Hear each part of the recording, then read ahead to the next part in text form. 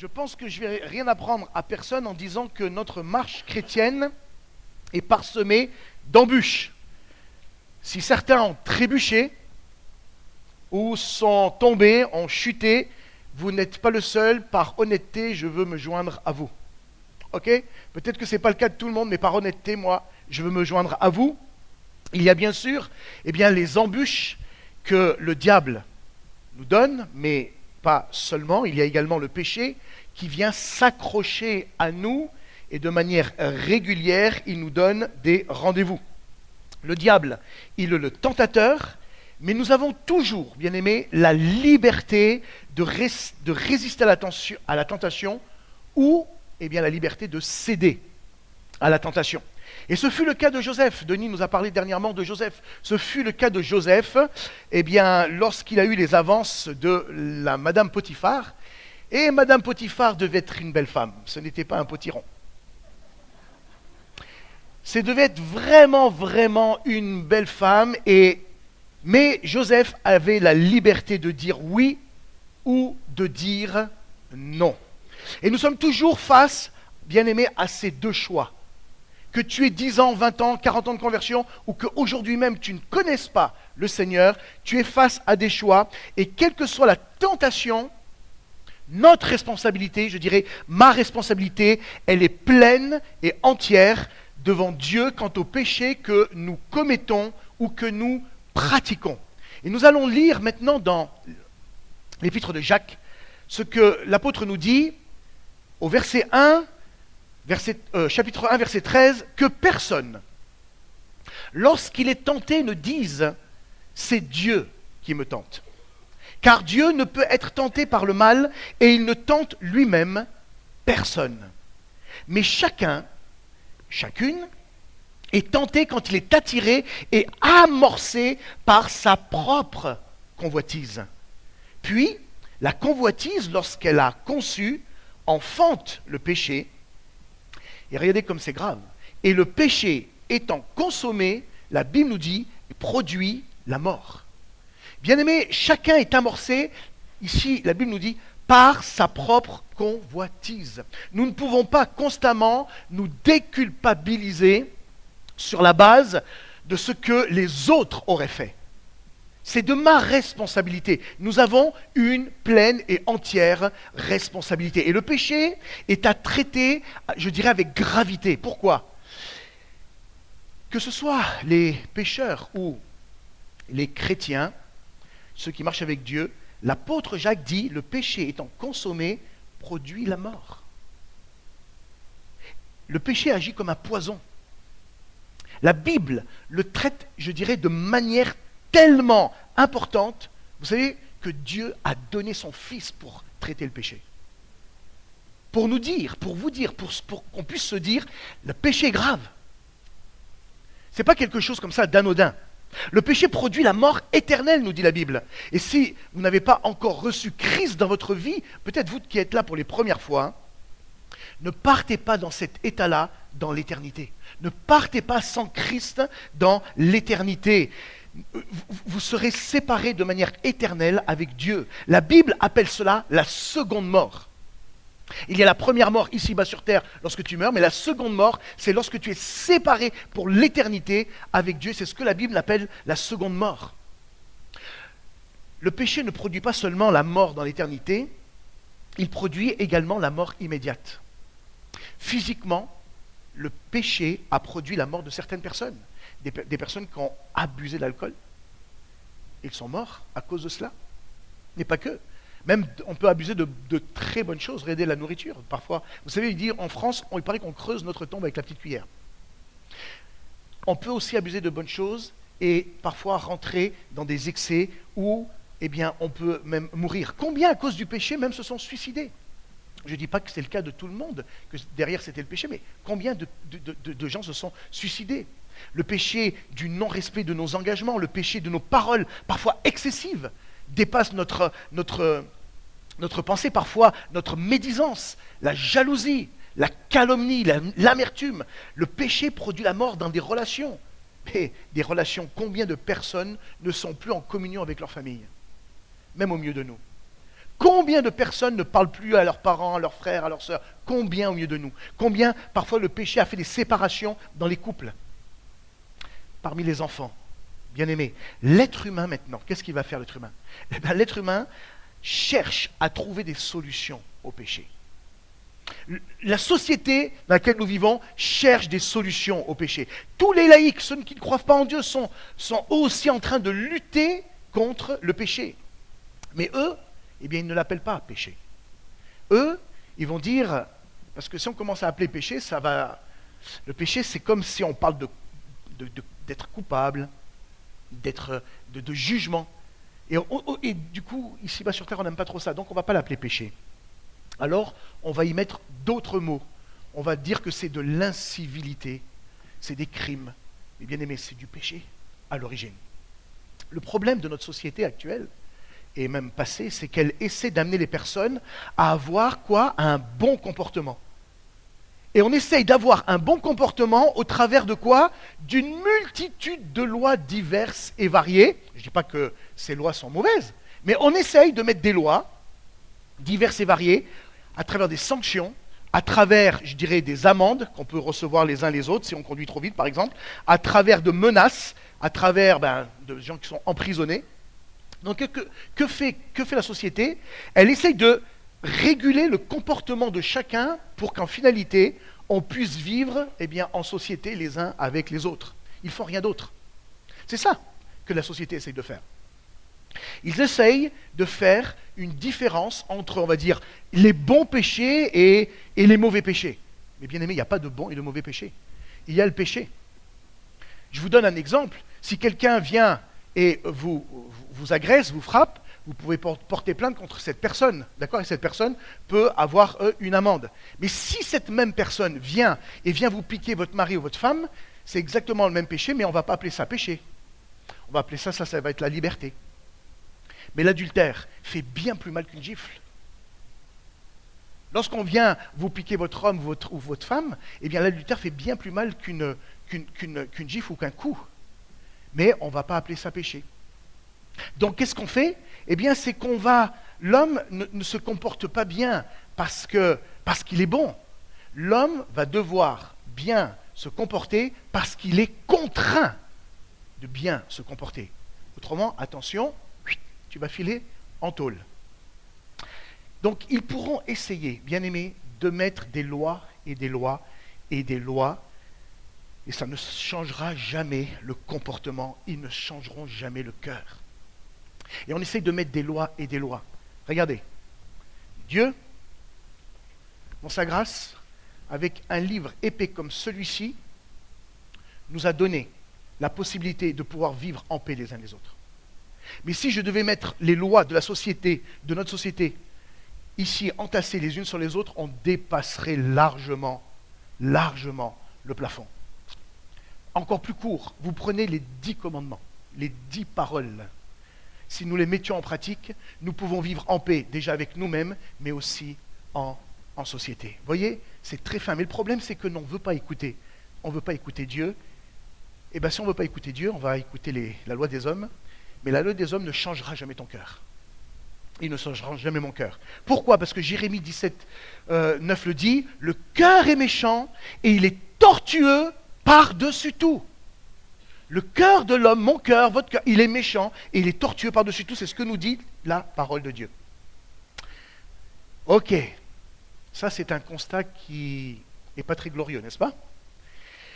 Après ce constat un peu déprimant, il y a une bonne nouvelle. Pourquoi on dit qu'il y a une bonne nouvelle? Parce qu'au départ, ça c'était la mauvaise nouvelle. Mais maintenant, il y a une bonne nouvelle. C'est que Dieu nous offre un moyen de salut au travers de Jésus-Christ. Il nous offre donc un chemin, et ce chemin-là, c'est celui de la repentance. C'est celui de la repentance. La repentance nous permet, de venir à lui. C'est un chemin ouvert pour chacun d'entre nous, croyants ou non-croyants. Nous qui sommes croyants, c'est un chemin ouvert, mais vous peut-être qui n'êtes pas croyants ce matin, c'est également un chemin ouvert. Et si vous avez chuté, j'ai besoin de passer par la repentance. Si nous avons chuté, nous avons bien aimé besoin de passer par la repentance. Bien aimé, ce n'est pas le péché qui nous disqualifie. C'est le manque de repentance. C'est pas le péché qui va te disqualifier. C'est que tu ne te repens pas. Et c'est ce qui va te disqualifier. Jésus, à la croix, il était à côté de deux brigands, d'accord? Et il y en a un des deux qui, à un moment donné, a reconnu que ce qu'il avait fait était pas bien. Il a reconnu que Jésus, lui, il était innocent. Mais lui a reconnu pour sa propre vie et il s'est repenti. L'autre ne s'est pas repenti. Il va dire, mais regarde, lui, ce qu'il vit, c'est injuste. Nous, ce que nous vivons, c'est juste. Eh bien, qu'est-ce qui s'est passé, bien-aimé? Sa repentance à cet homme-là et sa foi en Christ vont l'amener à entendre des paroles merveilleuses, et j'aimerais tellement que ces paroles, nous puissions tous les entendre aujourd'hui. Tu seras avec moi dans le paradis. Par contre, l'autre ne l'a pas entendu. Il n'y a eu ni repentance, ni foi. Si on comprend que le chemin de la repentance est un chemin de restauration, le chemin de la repentance est un chemin qui vient nous restaurer, qui vient nous libérer. Bien-aimés, on se repentirait à chaque fois que nous en aurions besoin. Ce n'est pas quelque chose à laisser de côté une fois pour toutes en disant « Oh, je me suis repenti, oh, je me rappelle, j'avais 15 ans et demi, je suis venu à un appel, j'étais là, j'ai versé une petite larme. » Non, bien-aimés, non. Alors, peut-être donner un petit mot de définition de la repentance. Bon, ça fait toujours bien de sortir un mot grec. Métanoïa, vous le connaissez tous. C'est un changement de mentalité, d'intention.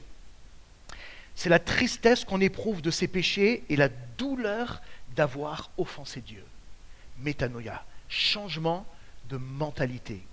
Vous pouvez mettre des lois, vous pouvez mettre tout ce que vous voulez, vous ne changerez jamais le cœur de quelqu'un. Vous ne changerez jamais le cœur de quelqu'un. Une nouvelle mentalité. Essayez de changer une mentalité. Mais c'est hyper difficile. C'est hyper difficile. Les mentalités sont quelque chose, je dirais, qui amène les gens à être presque préprogrammés à fonctionner. C'est ça, une mentalité. Et quand Jésus vient, eh bien, il ne vient pas mettre des règles pour que tu aies un bon caractère. Il ne vient pas me dire, voilà, telle et telle règle, Mario, pour que ton caractère y va mieux. Il n'a pas fait de la Bible non plus un livre, je dirais, de loi avec des règles, il faut, il ne faut pas, tu dois ou tu ne dois pas. C'est pas ce que fait la parole de Dieu. Il vient et il te dit, je change ton cœur de pierre en cœur de chair. Et là, il y a une métanoïa, il y a un changement.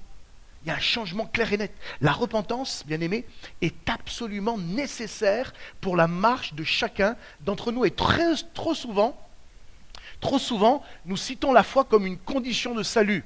Moi, je l'ai cité à maintes et maintes reprises. Or, sans la foi, il est impossible de plaire à Dieu. Bien sûr que la foi est indispensable pour le salut. Et nous le lisons dans Éphésiens, car c'est par la grâce que vous êtes sauvés, par le moyen de la foi. Et cela ne vient pas de vous, c'est le don de Dieu. Ce n'est point par les œuvres, afin que personne ne se glorifie. La foi, elle doit être accompagnée d'une vraie repentance. Et quel était le premier message des apôtres et même celui de Jésus-Christ? Le premier message était, vous pouvez lire dans la parole de Dieu, repentez-vous. Pardon et repentance. La foi sans la repentance, ça ne fonctionne pas. La foi sans la repentance, ça ne fonctionne pas. C'est justement parce que nous avons la foi dans l'œuvre de Christ, de ce qu'il a accompli à la croix, que nous sommes amenés, bien-aimés, chacun d'entre nous, à nous reconnaître comme pécheurs, et on va maintenant abandonner le péché. Nous ne pouvons pas séparer la foi et la repentance. Vous savez, c'est comme les rails d'un chemin de fer.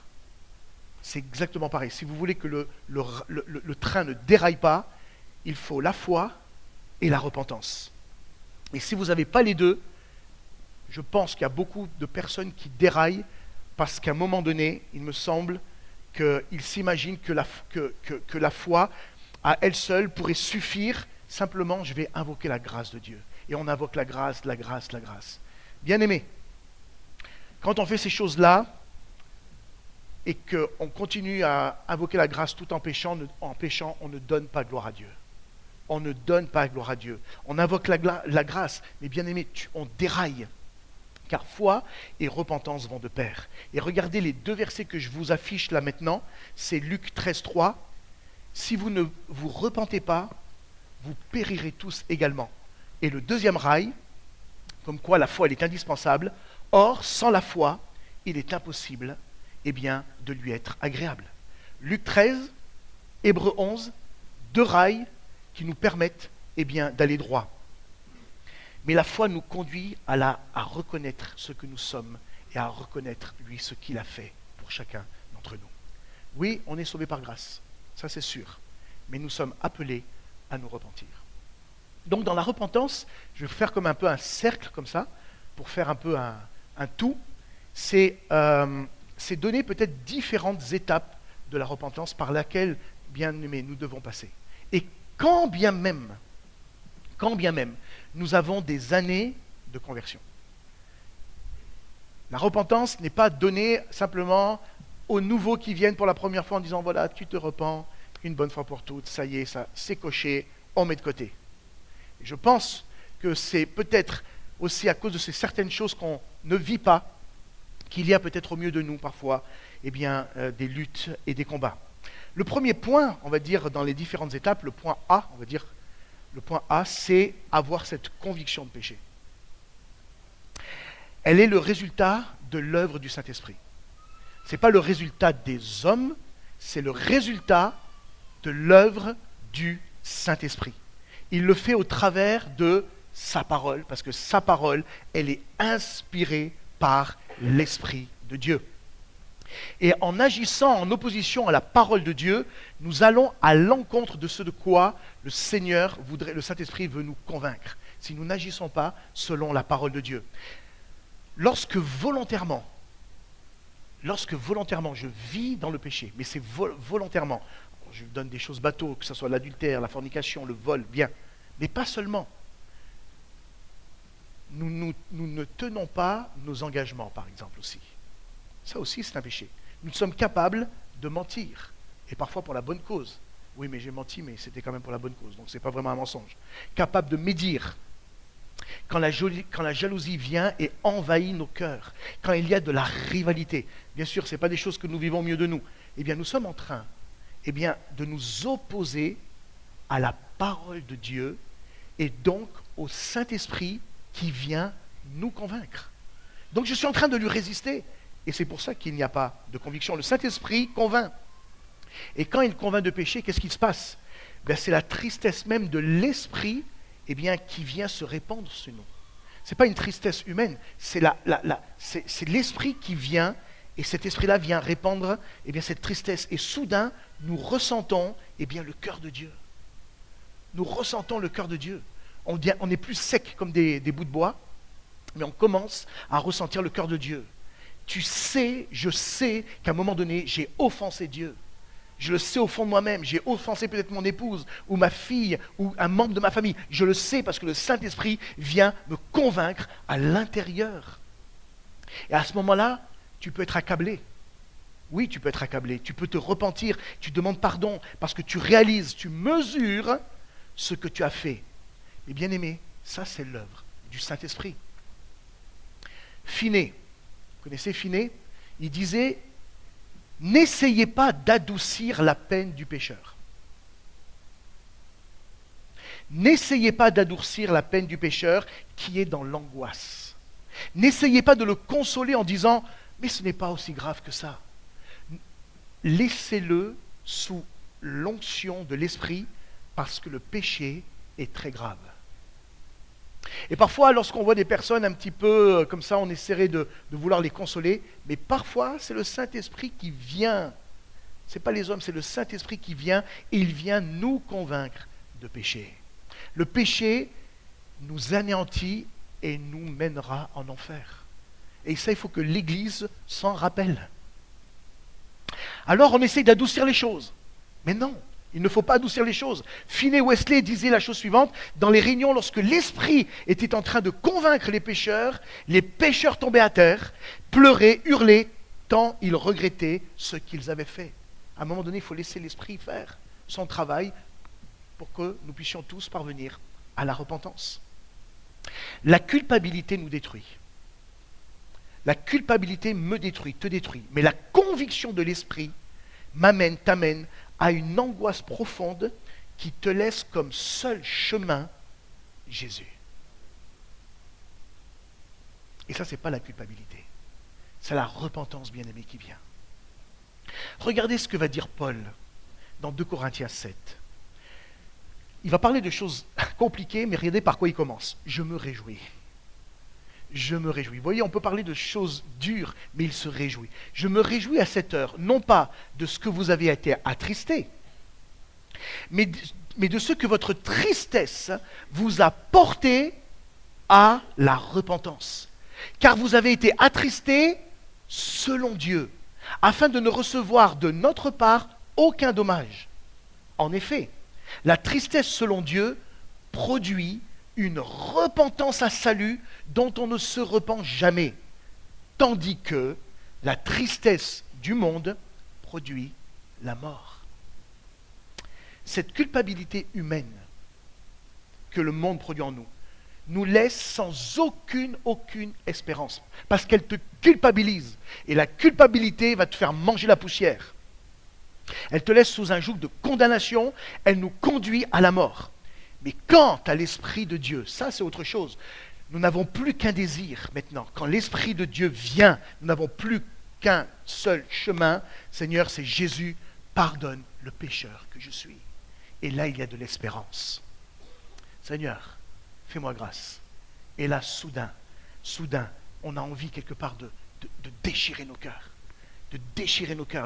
Alors, l'Ancien Testament disait déchirer les vêtements, mais là, c'est comme si on a envie de déchirer nos cœurs. Seigneur, je suis tellement accablé par mon propre péché. David, à un moment donné, il est typique dans son expérience. Il est hanté par son regret, il est hanté par sa faute, et nous le lisons dans le psaume 51. Et regardez ce qu'il va dire. Il est hanté par son péché et par sa faute. Car je reconnais mes transgressions. Voilà le cœur d'un homme qui a péché, et il est en train de dire, car je reconnais mes transgressions, et mon péché est constamment devant moi. J'ai péché contre toi seul, et j'ai fait ce qui est mal à tes yeux, en sorte que tu seras juste dans ta sentence, sans reproche dans ton jugement. Voici, je suis né dans l'iniquité, et ma mère m'a conçu dans le péché. Mais tu veux que la vérité soit au fond du cœur. Fais donc pénétrer la sagesse au-dedans de moi. Voilà un homme, après avoir résisté, après s'être caché, après avoir pensé qu'il allait échapper à ce que Dieu allait lui dire, reconnaît maintenant son péché. Je reconnais. Et beaucoup peut-être vivent dans le péché et ils s'imaginent que Dieu passe au-dessus, ferme les yeux. Allez, je vais faire comme si je n'avais pas vu. Bien-aimé, il faut qu'on se détrompe de ça. C'est faux. Ça, ce n'est pas notre Dieu d'amour. Bien-aimé, ça, ce n'est pas notre Dieu d'amour. On va s'imaginer qu'en pensant cela, que Dieu va laisser passer. On se trompe. On se trompe. On peut tromper les hommes, mais on ne triche pas avec Dieu. Moi, je peux vous tromper, mais je ne peux pas tricher avec Dieu. Ce n'est pas possible. Parce que Dieu sait ce qu'il y a au fond de mon cœur. Et du coup, la repentance reste une, je dirais, merveilleuse opportunité d'être libre. D'être libre. La repentance, ce n'est pas quelque chose de négatif. C'est quelque chose de très positif. D'ailleurs, tout enseignement de la parole de Dieu, c'est très positif. On veut croire que les choses sont dures. Mais non, c'est par amour que Dieu a donné son Fils. Et derrière cet amour-là, il n'y aura jamais de malheur. Dans la mesure où tu obéis à ce que, et que j'obéis également, à ce que la parole de Dieu nous enseigne. La repentance est une merveilleuse opportunité d'être libre. Et je trouve que c'est dommage. C'est vraiment dommage de rester sous le joug du péché et la condamnation du péché. Ça, c'était le point de A. Conviction de péché. Maintenant, après être convaincu de péché, il va y avoir la confession. Et beaucoup savent que dans leur cœur, eh bien, ils ont mal agi. Et il va y avoir la confession. Ils ne reconnaissent pas forcément toujours ou trouvent des excuses. Et je vais revenir à David, dans le psaume 32. Regardez, ça commence avec un mot joyeux encore. Heureux. Heureux celui à qui la transgression est remise, à qui le péché est pardonné. Heureux l'homme à qui l'Éternel n'impute pas d'iniquité et dans l'esprit duquel il n'y a point de fraude. Tant que je me suis tu, regardez au niveau de la confession, tant que je me suis tu, mes os se consumaient, je gémissais toute la journée, car nuit et jour, ta main s'apesantissait sur moi. C'est la main de qui s'apesantissait sur David? C'est la main de Dieu. Et parfois c'est Dieu qui nous résiste. Nous, on croit que mais c'est les responsables qui sont méchants. Non, c'est Dieu qui te résiste. Parce qu'il t'aime. Et regardez maintenant la conséquence. La main s'apesantissait, jour et nuit, ta main s'apesantissait sur moi. Conséquence, ma vigueur n'était plus que sécheresse comme celle de l'été. Ah bah oui, on est là, la mine toute défaite. Parce qu'à un moment, Dieu, bien sûr, Dieu nous résiste. Mais Dieu te résiste pour une bonne chose. Dieu te résiste pour que tu puisses te repentir et pour que tu puisses être libre. Mais nous, on marche dans notre péché. Maintenant, regardez ce qu'il est dit au verset 5, la diapo suivante. Je t'ai fait connaître, confession, je t'ai fait connaître mon péché.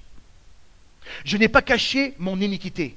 J'ai dit, j'avouerai mes transgressions à l'Éternel et tu as effacé. C'est pas couvert, on en parlait à notre groupe de maison. C'est pas, il n'a pas couvert, il a effacé. Vous savez ce que c'est dire effacer? Il s'en souvient plus. Tu as effacé la peine de mon péché. Bien-aimé, c'est pas beau ça? David traduit quelque chose ici de physique. Lorsqu'il dit, tant que je me suis tu, mes os se consumaient. Il y a peut-être des personnes qui sont malades à cause de leur péché. Peut-être. Alors, je ne dis pas que c'est le cas de tout le monde. Ne me faites pas dire ce que je n'ai pas dit, hein? Ok? Parce que tout de suite, il y a un qui dit, je commence à tousser, machin, tout. Non, ne commencez pas à me dire ce que. Voilà. Vous pouvez faire des relations d'aide. Je peux faire des relations d'aide. On peut peut-être venir ici et prier X fois pour vous. On peut prendre même les meilleurs au milieu de nous qui ont la foi jusqu'à déplacer les montagnes. Bien aimé, parfois, il n'y aura pas de résultat. Parfois, il n'y aura pas de résultat. Parce que quoi? Parce qu'il y a un moyen d'être libéré, d'être restauré, c'est celui parfois de confesser notre péché. Et d'une manière que tu vas confesser ton péché, Dieu va te restaurer, Dieu va me restaurer. Que signifie le terme confesser? Alors, je vous redis un petit mot en hébreu là, yada, en grec, allez, ça fait bien, homologéo, ça veut dire quoi? C'est dire la même chose, dans le sens de ne pas contester, je ne conteste pas, c'est ce qu'a fait David, admettre, confesser, je ne conteste pas et j'admets, je suis coupable, je suis responsable et je reconnais, Seigneur, mon péché. C'est ça, ça veut dire confesser son péché. La confession des péchés produit des bons fruits. Dieu accorde le pardon et le pécheur est libre maintenant au niveau de son être intérieur. Mes os se consumaient, dira David. Et tout d'un coup, cette lutte intérieure, cette tristesse disparaît parce qu'il y a eu repentance. Quand je confesse mon péché, quand je confesse quelque chose, je restaure celui à qui j'ai fait du tort. Je suis en train de lui restaurer quelque chose. Et quand je vous demandez pardon, vous libérez celui que vous avez offensé. C'est ce que nous dit la parole de Dieu et Jésus dans Matthieu 6 lorsqu'il nous a donné la prière, le Notre Père. C'est une grâce quand vous êtes repris par l'Esprit. Bien-aimés, nous devons être des hommes et des femmes de l'Esprit, parce que c'est une grâce quand l'Esprit vient et vient nous parler. Nous allons prendre cette semaine de jeûne et de prière. Et le thème, c'est la prière, pour que le Seigneur vienne nous parler à nous individuellement. Et c'est une grâce. Lorsqu'un croyant n'est plus repris dans sa conscience, qu'est-ce que veut dire Paul? Il est plus repris, il n'écoute plus sa conscience, il va faire quoi? Naufrage par rapport à sa foi. Naufrage, c'est quoi? Il coule. Il coule. Tu te coules. Tu meurs. C'est comme si je mettais la main sur le feu. Ah, je sens pas la chaleur, mais par contre, ma main, elle va bien cramer, elle. Vous voyez, c'est ça, c'est qu'en gros, c'est comme si, en fin de compte, ta conscience ne parlait plus. Et lorsque ta conscience ne te parle plus, je suis, nous sommes, vous êtes en danger. Le péché contre le Saint-Esprit entraîne une chose, c'est que le Saint-Esprit ne convainc plus de justice et de jugement comme nous l'enseigne la Bible. C'est pour ça que finalement, il n'y a pas de pardon, puisque n'étant plus convaincu, il n'y a plus de repentance.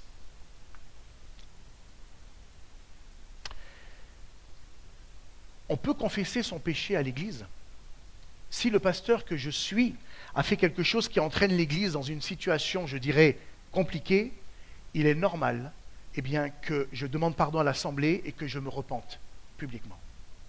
Je peux également confesser ma faute à quelqu'un. Et confesser, c'est libérateur. Mais par contre, pas à n'importe qui. Parce que le fait que tu es dépositaire d'une confession, c'est une responsabilité devant Dieu, celle de te taire. Et parfois, il y a trop de chrétiens France Info. On vient confesser le péché, et puis derrière, on se met sur la bonne fréquence. C'est de ta responsabilité de tenir ta langue. Tu es responsable devant Dieu de fermer ta bouche et de garder les choses. On peut aussi confesser son péché même dans la guérison physique. Nous connaissons tous ce verset de Jacques. Quelqu'un parmi vous est-il malade? Qu'il appelle les anciens, qu'il loigne d'huile. La prière de la foi sauvera le malade et le Seigneur le relèvera. Et s'il a commis, et s'il a péché, il lui sera pardonné. Et là, il est dit, confessez donc vos péchés les uns aux autres et priez les uns pour les autres, afin que vous soyez guéris. La prière fervente du juste a une grande efficace. Parfois, certaines maladies, je ne globalise pas, je redis ce que j'ai dit tout à l'heure, je ne globalise rien, comprenez-moi bien, et certaines maladies ne quittent pas nos corps parce qu'il n'y a pas eu confession, il n'y a pas eu abandon du péché. On prie, on fait l'onction d'huile, mais rien ne se passe. Conviction de péché, confession, et maintenant qu'on a confessé, je veux renoncer au mal. Et parfois, on passe par la case conviction de péché, on passe par la case confession, mais nous ne renonçons pas au mal, et c'est pour ça aussi que parfois des fois on tourne en rond. La vraie repentance va me donner un dégoût par rapport au péché. Il y a une rupture avec, je dirais, les mauvaises habitudes, et c'est là où on va changer. Parce que je vais abandonner. Luc 3,8 dit, produisez donc des fruits dignes de la repentance. C'est comme si la repentance était comme si c'était un arbre, hein, et un arbre qui porte du fruit. Et quand on se repent, il y a des conséquences. C'est des fruits, on n'est plus le même, on n'est plus la même.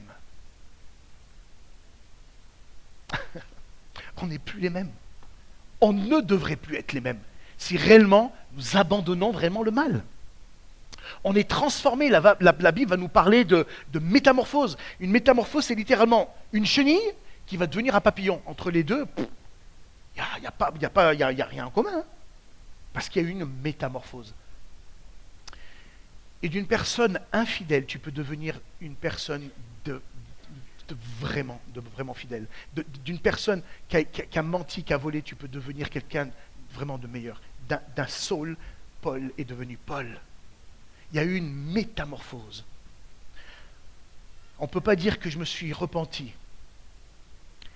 tout en restant dans le péché. Il y a Zachée qui va faire une belle confession.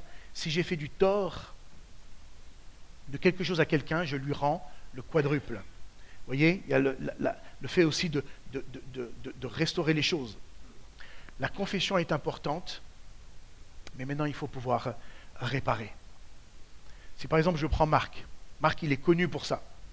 Imaginez-vous que Marc il me vole ma voiture. Faites attention, hein, quand vous allez dans le parking, il est connu pour ça. Il vole ma voiture. Et à un moment donné, il reconnaît quand même, parce que Denis allait le voir, il dit, écoute, Marc, tu l'as fait. Tu crois, Denis? Ben oui, je l'ai trouvé dans le parking, mais oui, mais c'est pas la tienne. Et que Marc, il vienne me voir et il me dit, Mario, je te demande pardon. Mais qu'il ne me restaure pas ma voiture, ça sert à quoi? T'as compris, Marc? Bien.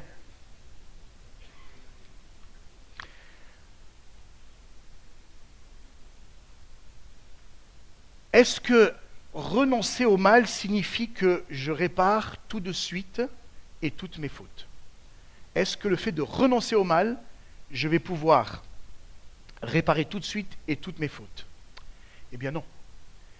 Imaginez-vous que, alors j'espère que c'est le cas de personne, hein. Imaginez-vous que quelqu'un a tué quelqu'un, vous vous repentez, la personne ne va pas forcément ressusciter. Hein. On est d'accord? Donc, qu'est-ce que je veux dire par là? À un moment donné, la repentance va demander de l'humilité. Mais vraiment de l'humilité. Être humble. Parfois on tombe, ça peut arriver.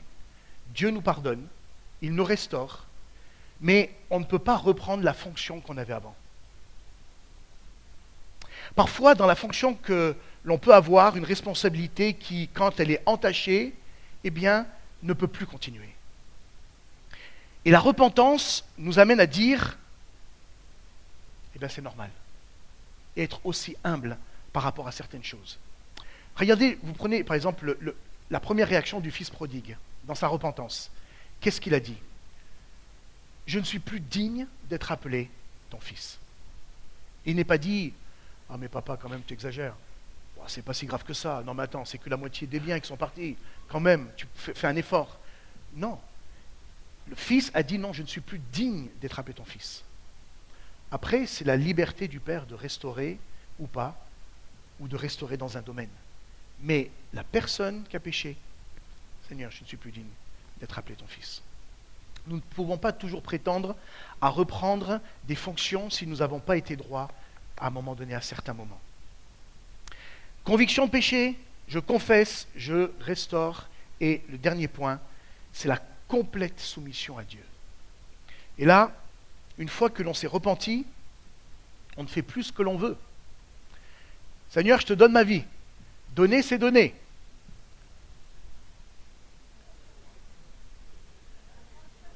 Ah, c'est toi qui l'as dit, hein, ma soeur. Hein?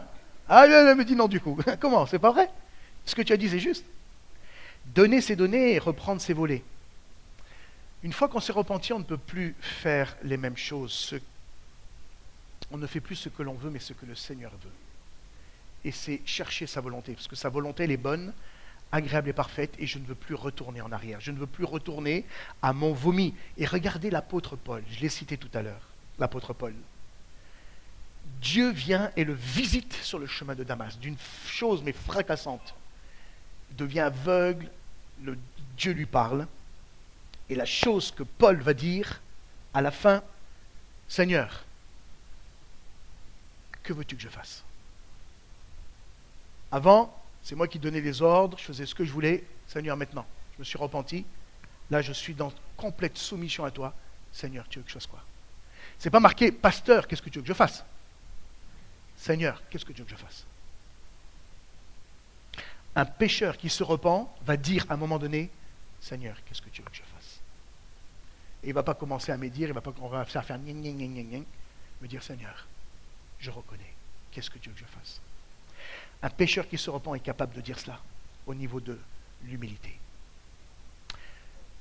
Je voudrais simplement conclure ce message avec un verset, et qui est mon troisième point, c'est que la repentance nous mène dans une vie de sainteté.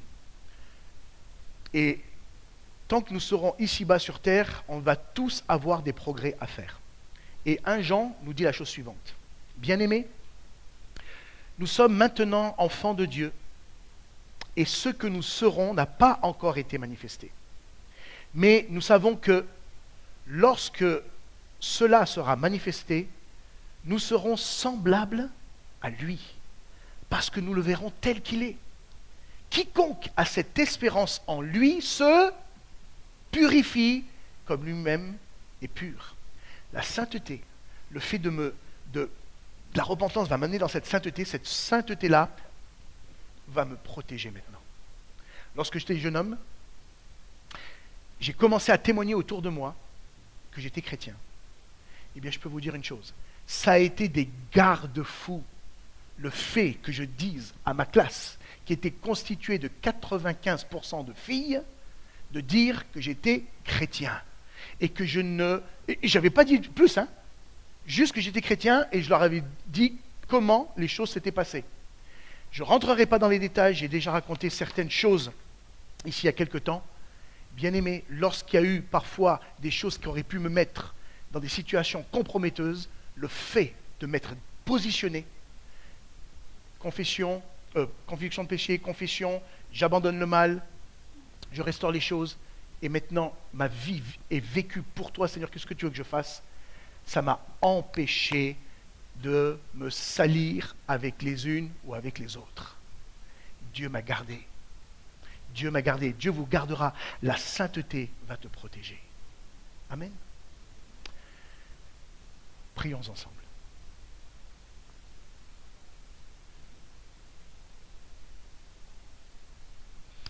Alléluia. Seigneur, je veux te bénir et te rendre grâce. Merci pour ce que tu as fait pour chacun d'entre nous, Seigneur, à la croix. Merci pour ce prix payé. Et ce prix que tu as payé, Seigneur, chacun d'entre nous, nous ne voulons pas le mépriser par une vie qui ne respecte pas, Seigneur, ce que toi tu as accompli. Si j'ai péché en parole ou en action, Seigneur, si nous avons péché en parole ou en action, Seigneur, nous voulons te demander pardon. Et peut-être, au moment où donné, tu as écouté ce message et tu sais qu'au fond de ton cœur, tu as besoin de demander pardon pour telle ou telle chose. Là où tu es, si tu veux lever la main, simplement, alors qu'on a les yeux fermés, on n'est pas là pour se regarder les uns les autres, mais en tout cas, je lève la main. Et si tu veux te demander pardon, eh bien c'est le moment de demander pardon. Et de t'humilier devant Dieu et de dire, Seigneur, je te demande pardon. Seigneur, merci. Parce que tu n'es pas venu pour nous juger, mais tu es venu pour nous sauver. Merci parce que tu fais grâce à tout homme, toute femme qui se repent. Merci parce que tu pardonnes et tu relèves celui qui est tombé. Merci parce que tu nous donnes un avenir, la Bible nous dit un avenir et de l'espérance. Merci parce qu'en toi tout est possible. Oui, c'est vrai, Seigneur. Tout est possible. Parce que, Seigneur, c'est toi seul est capable de nous laver, de nous purifier par l'œuvre de la croix. Seigneur, nous reconnaissons notre besoin de repentance. Nous confessons nos fautes. Mais nous ne voulons pas simplement les confesser, nous voulons les abandonner. Nous ne voulons plus être les mêmes. Seigneur, nous proclamons que tu es souverain sur notre assemblée, mais que tu es souverain sur chacune de nos vies. Et nous voulons vivre une vie mise à part pour toi. Une vie mise à part pour toi, une vie sainte. Et nous te glorifions, Seigneur. Et nous voulons te remercier de nous avoir gardés, d'avoir gardé mes frères et sœurs de toute embûche du diable où on aurait pu commettre des choses, Seigneur, pas mieux que ce monde, et pour cela nous ne sommes pas là pour juger. Mais Seigneur, on veut te rendre grâce de nous avoir gardés. Merci pour cette grâce, Seigneur, tout est grâce. On ne méritait rien, Seigneur, mais maintenant, aujourd'hui, nous voulons décider ensemble, Seigneur, de t'obéir. Que veux-tu que je fasse, Seigneur? Seigneur, nous voulons ensemble, Seigneur, cette vie nouvelle. Nous voulons te rendre gloire. Nous voulons te rendre honneur. Nous voulons te rendre toute la louange. Oui, Seigneur, à toi la gloire, à toi l'honneur et à toi la puissance. Merci, Seigneur, encore, de nous parler encore et encore à travers ta parole, qui est la vérité. Et nous te bénissons dans le nom de Jésus. Amen.